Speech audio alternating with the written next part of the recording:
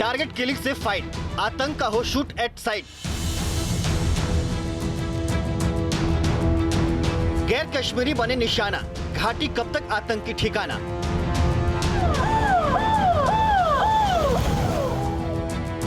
चुन चुन कर मार गिराओ, आतंक को टारगेट बनाओ। एक बार फिर गर्दिश में है घाटी, एक बार फिर घाटी में गूंजी है गोलियों की आवाजें। इस बार आतंकवादियों के निशाने पर आए हैं गैर कश्मीरी मजदूर। आतंकियों के हौसले कितने बुलंद हैं, इसका अंदाजा आप सड़क पर पड़े लाशों के मंजर से लगा सकते हैं। ये तस्वीरें देर रात करीब 9 बजे की है। अपने घरों से सैकड़ों किलोमीटर दूर काम करने आए इन मजदूरों को इल्म भी नहीं था कि चंद सेकंड के बाद उन पर हमला होने वाला है। आतंकी आते हैं और अंधाधुंध गोलियां चलाना शुरू कर देते हैं। आतंकी वारदात को अंजाम देने के बाद फरार हो जाते हैं। चारों तरफ खून ही खून दिखाई देता है, चीख पुकार का मंजर दिखता है, सड़क पर मजदूरों की लाशें दिखाई देती है। हमले में जिन जिन लोगों को गोली लगी उन्हें तुरंत पहले स्थानीय अस्पताल लेकर जाया गया, फिर श्रीनगर मेडिकल कॉलेज के लिए रेफर कर दिया गया। इस हमले में डॉक्टर समेत 7 लोगों की जान चली गई। डॉक्टर की पहचान शहनवाज अहमद के तौर पर हुई है। कुछ मजदूर घायल भी हुए हैं, जिनका इलाज श्रीनगर मेडिकल कॉलेज में जारी है।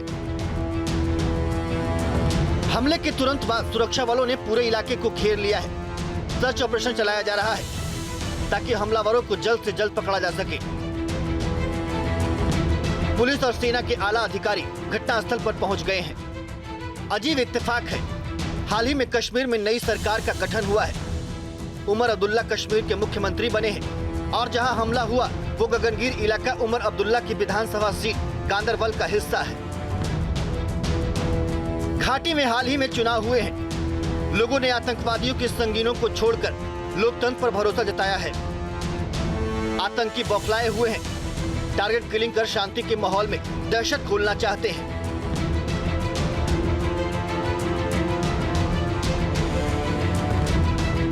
लोकतांत्रिक जो व्यवस्था है कश्मीर में फिर से बनी है, अच्छी तरह से इलेक्शन हुए हैं, शायद उसी कारण से इस प्रकार से वो अपनी प्रेजेंस शो करने की कहीं ना कहीं कोशिश करते हैं। तो सुरक्षा बलों द्वारा बहुत इसको पहले जो मिलिटेंसी को रोका गया है, लेकिन जब इस प्रकार की घटनाएं होती हैं तो चिंता का विषय बन जाता है। एक बाहर के लोगों में खौफ का माहौल बन जाता है। जिन मजदूरों पर हमला हुआ वो जेड मोड़ सुरंग पर काम कर रहे निर्माण टीम का हिस्सा थे, जो मध्य कश्मीर के गांदरबल में गगनीर को सोनमर्ग से जोड़ती है। मुख्यमंत्री उमर अब्दुल्ला ने हमले की निंदा की है, तो उपराज्यपाल मनोज सिन्हा ने पुलिस, सेना और सुरक्षा बलों को आतंकवादियों को खात्मे के लिए पूरी आजादी देने की बात कही। इस कायराना हरकत से देश भर में गुस्सा है। गृह मंत्रालय एक्टिव मोड में आ गया है। गृह मंत्री अमित शाह ने भी मरने वाले परिवार के प्रति संवेदना जाहिर की, साथ ही साफ कर दिया कि इस जघन्य अपराध में शामिल लोगों को बख्शा नहीं जाएगा।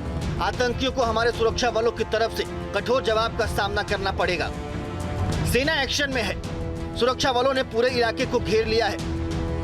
आतंकियों को ठिकाने भी लगाया जाएगा, हर एक मौत का बदला लिया जाएगा। लेकिन सवाल ये है कि क्या घाटी में गैर कश्मीरियों की एंट्री अलाउड नहीं है? क्या घाटी में 1990 का दौर लौटने लगा है, क्योंकि अब गैर कश्मीरियों को टारगेट कर हत्या की जा रही है?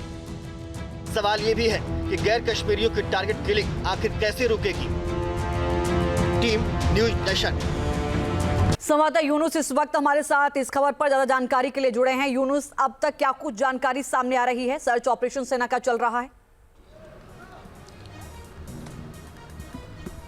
जी लक्ष्मी, कल शाम के इस हमले के बाद सेना ने पूरे उस इलाके को अपने घेरे में लिया है और रात भर जो है सर्च ऑपरेशन जारी रहा। और सेना का ये दावा है कि उन मिलिटेंट्स को वो ढूंढ के मार गिरेंगे उस इलाके से। चूँकि पहाड़ी एरिया है तो थोड़ा सा रात में दुश्वारी रही होगी सेना के लिए, लेकिन अब सुबह सवेरे फिर सर्च ऑपरेशन शुरू हुआ है।